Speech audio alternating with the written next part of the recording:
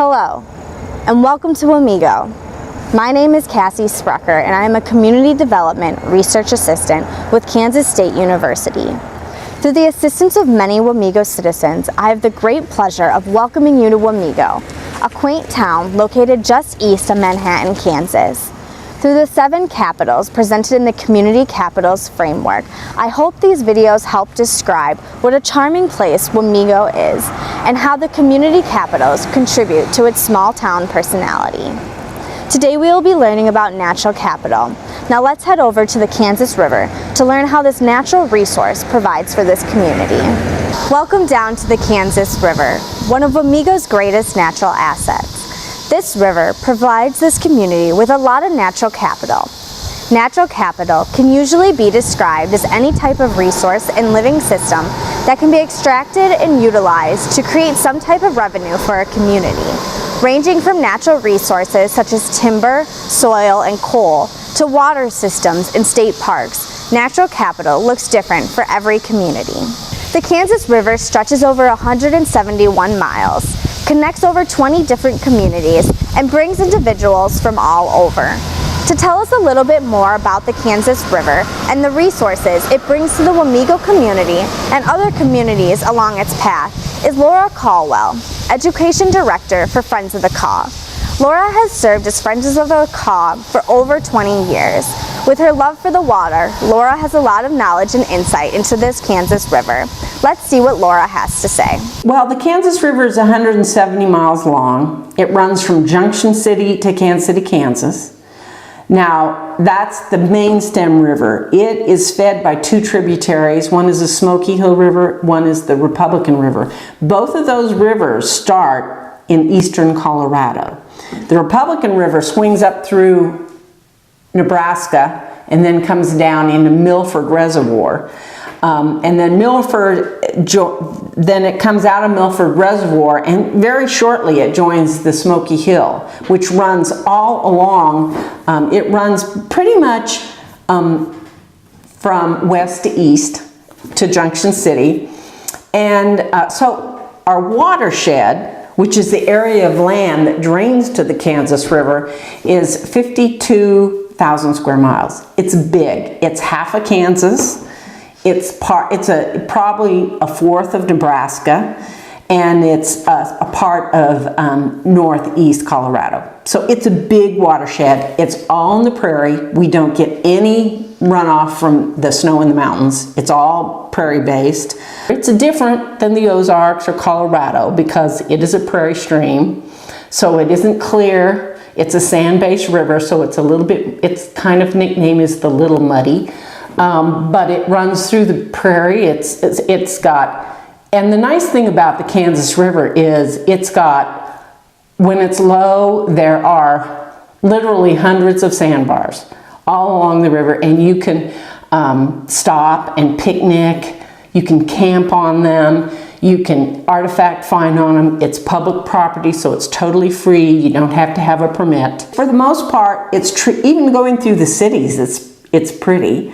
For the most part, there aren't really any sandbars between the K7 bridge, which is at about Bonner Springs, clear to Kansas City, Kansas. But above that, if the water's low, there's lots of sandbars to stop on, and it's usually very tree lined. You'll see eagles, blue herons, green herons, red-winged blackbirds, terns, purple martins, sometimes I've seen a pileated red woodpecker on the Kansas River, red-winged black, Baltimore orioles, lots of wildlife. The Kansas River is a great asset because of its size and the habitat that it provides for wildlife. But it also provides a great deal of resources for the communities that are located along its path. One main method the communities that surround this water use it for is drinking water. Laura touches on the process of how important the Kansas River is for these communities. They use the Kansas River, a lot of them use it for their water supply. So they take the water out of the river, they clean it, they deliver it to homes, offices, schools, and pipes. People use it. It goes back in pipes to a wastewater treatment plant. It's clean and it's put back in the river for the next community to use. Not only does the Kansas River serve as a water resource for these communities, but it also increases tourism and the flow of individuals in and out of these communities.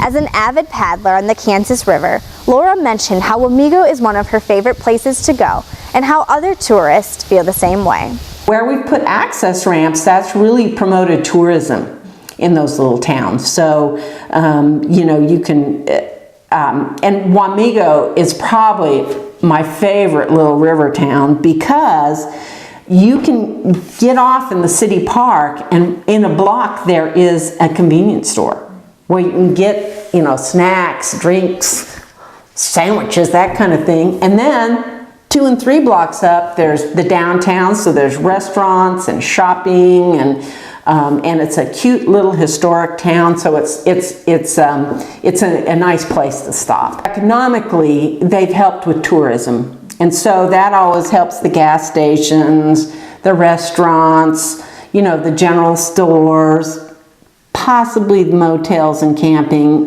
but it does bring people, and to see their historical sites, you know, it does bring people into their towns. Although there are many ways this river provides resources to communities, one final method Laura mentioned is how the Kansas River serves as an educational resource that connects community members to nature.